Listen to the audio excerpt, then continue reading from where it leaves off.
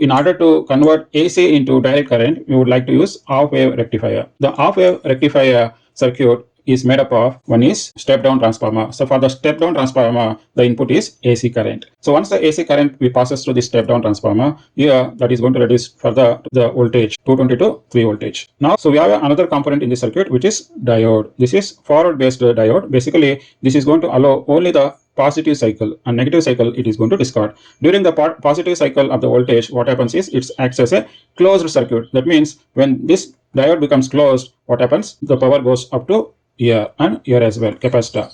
When you have a negative cycle, what happens? This diode acts as a reverse bias. That time what happens? It acts as a open circuit. So that is how we are going to cut down the other part, which is negative. So you wanted to cut down this AC cycle. Only positive you wanted to take, and negative you wanted to cut off. So in order to cut off this, so we'll be using this diode.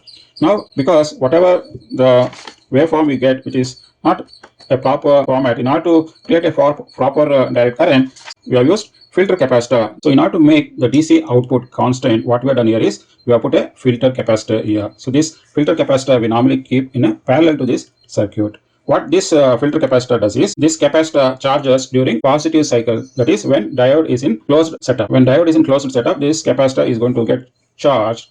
During negative cycle, this capacitor is going to discharge. So during this charging and discharging, what happens is it is going to generate the voltage in a proper manner without having any fluctuation in the voltage. Hence, we get a good quality of direct current. So I'm going to switch on this circuit. When you switch on this circuit, what happens? This AC current, it converts into DC current.